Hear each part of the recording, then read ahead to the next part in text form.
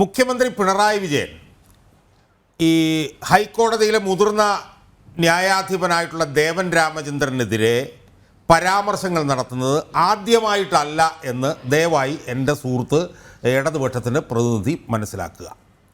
ഇതിനു മുമ്പ് ഒരു അരഡസൻ തവണയെങ്കിലും വളരെ മോശമായ രീതിയിൽ പിണറായി വിജയൻ ദേവൻ രാമചന്ദ്രൻ എന്ന് പറഞ്ഞ ഈ ന്യായാധിപനെതിരെ സംസാരിച്ചത് ഞാൻ എൻ്റെ ചെവി കൊണ്ട് കേട്ടിട്ടുണ്ട്. അതിലൊരു പ്രധാനപ്പെട്ട വിഷയമായിട്ട് എനിക്ക് തോന്നിയിട്ടുള്ളത്, എൻ്റെ ഓർമ്മയിൽ ഇപ്പോൾ വരുന്നത്, ഈ കൊടിതോരണങ്ങൾ പിന്നെ റോഡിൻ്റെ വശങ്ങളിൽ വെക്കുന്നതിനെതിരായി അതിരൂക്ഷമായിട്ടുള്ള പരാമർശങ്ങൾ പിന്നെ ദേവൻ രാമചന്ദ്രൻ എന്ന ന്യായാധിപൻ നടത്തുകയും അതിൻ്റെ തുടർ നടപടികൾ എടുക്കുകയും ചെയ്യുകയുണ്ടായി. നമുക്കറിയാമല്ലോ ഈ രാഷ്ട്രീയ പാർട്ടികൾ ഇവിടെ എന്താണ് ഈ റോഡിലൊക്കെ കാണിച്ചുകൊണ്ടിരിക്കുന്നത് എന്നുള്ളത്. എൻ്റെ വീടിൻ്റെ അടുത്ത് ശ്രീകാര്യത്ത് ഈ നവകേരള സദസ്സുമായി ബന്ധപ്പെട്ടുകൊണ്ട് എനിക്ക് തോന്നുന്നു ഈ കെട്ടിടത്തിൻ്റെ അത്രയും വലിയൊരു ഒരു ഒരു ഒരു ബോർഡാണ് ഈ കടകംപള്ളി സുരേന്ദ്രൻ അവിടെ കൊണ്ടുവന്ന് വെച്ചിരുന്നത്. കേരളീയം എന്ന് പറഞ്ഞ പരിപാടി നടന്നപ്പോഴത്തേക്കും തിരുവനന്തപുരം സിറ്റിക്കകത്ത് പിന്നെ ശാത്തമംഗലം മുതൽ പിന്നെ പിന്നെ എവിടെ സ്റ്റാച്യു വരെ നിരത്തി ഫ്ലെക്സ് വെച്ചിരിക്കുകയായിരുന്നു. ഇതുപോലാണ് രാഷ്ട്രീയക്കാരന്മാർ ഇവിടെ ഇത് കാണിച്ചുകൊണ്ടിരിക്കുന്നത്. ഇതിനെതിരെ അതിശക്തമായിട്ടുള്ള നിലപാടുകളുമായി ജസ്റ്റിസ് ദേവൻ രാമചന്ദ്രൻ വന്ന സമയത്ത് പച്ച പരസ്യമായി ഇത് കേരളമാണെന്നോർത്തോളൂ, ഇത് കേരളമാണ് എന്ന് ഹൈക്കോടതി ജഡ്ജിമാർ ഓർത്തോളൂ എന്ന് പിണറായി വിജയൻ പറഞ്ഞത് ഒരുപക്ഷെ ഇടതുപക്ഷത്തിൻ്റെ പ്രതിനിധി കണ്ടിട്ട് കാണാത്തതാണോ എനിക്കറിയില്ല. മനസ്സിലായോ? അപ്പോൾ അതുകൊണ്ട് തന്നെ ഇത് ഈ പറഞ്ഞ പോലെ ഇംഗ്ലീഷിൽ പറഞ്ഞാൽ പിണറായി വിജയൻ വളരെ ഇൻഅഡ്വർട്ടൻ്റായി നടത്തിയ ഒരു പരാമർശമാണ് എന്ന് പറയുന്നത് അസംബന്ധമാണ്.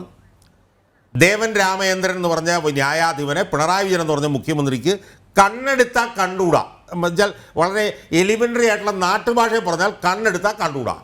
എന്താണ് കണ്ണെടുത്താൽ കണ്ടുകൂടാത്തത്?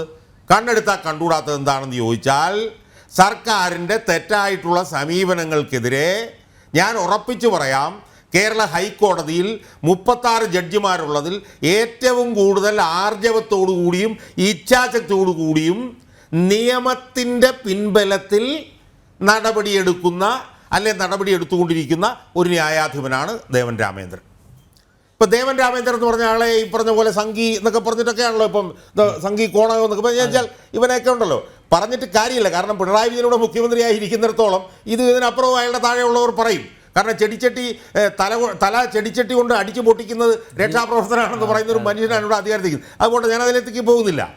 അപ്പോൾ ആ അർത്ഥത്തിൽ പിണറായി വിജയൻ്റെ തെറ്റായ സമീപനങ്ങളെ നിരന്തരം എതിർത്തുകൊണ്ടിരിക്കുന്ന ആളാണ് പിന്നെ ദേവൻ രാമചന്ദ്രൻ എന്നുള്ളത് കൊണ്ട് കലിപ്പ് ഇങ്ങനെ തിളച്ച് മറിയുകയാണ് പിണറായി വിജയൻ്റെ ശരീരത്തിലാകമാനം. മനസ്സിലായില്ലേ? ആ കലിപ്പ് നമ്മൾ ഒരു പ്രാവശ്യം നമ്മൾ കണ്ടതാണ്. ഇപ്പം നവകേരള സദസ്സ് മട്ടന്നൂർ വന്നപ്പം ശൈലജയ്ക്കിട്ട് കൊടുത്ത് കലിപ്പ് തീർത്തത് നമ്മൾ കണ്ടതാണ്.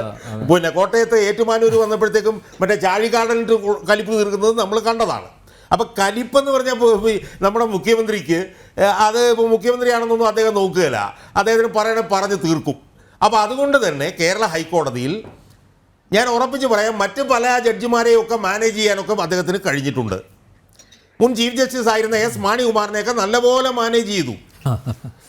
മുൻ ചീഫ് ജസ്റ്റിസ് മാണികുമാർ പിന്നെ എടുത്തിട്ടുള്ള നടപടികളെല്ലാം തന്നെ സർക്കാരിന് അനുകൂലമാണ് എന്ന് മുൻ പ്രതിപക്ഷ നേതാവ് രമേശ് ചെന്നിത്തലയാണ് പരസ്യമായി പറഞ്ഞത്.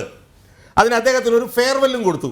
അതായത് സെക്രട്ടേറിയറ്റിലൊക്കെ NGO യൂണിയൻകാർ റിട്ടയർ ചെയ്യുമ്പോഴത്തേക്കും അവർക്ക് കൊടുക്കുമല്ലേ യാത്രയപ്പ്, അതുപോലൊരു യാത്രയപ്പ് ചീഫ് ജസ്റ്റിസ് എസ് മാണികുമാറിനും കൊടുത്തു. അപ്പോൾ അങ്ങനെയൊക്കെ മാനേജ് ചെയ്തുകൊണ്ടിരിക്കുമ്പോഴാണ് മസ്തകത്തിനടി ഈ ദേവൻ രാമചന്ദ്രനിൽ നിന്ന് നിരന്തരമായി ഇങ്ങനെ കിട്ടുന്നത്.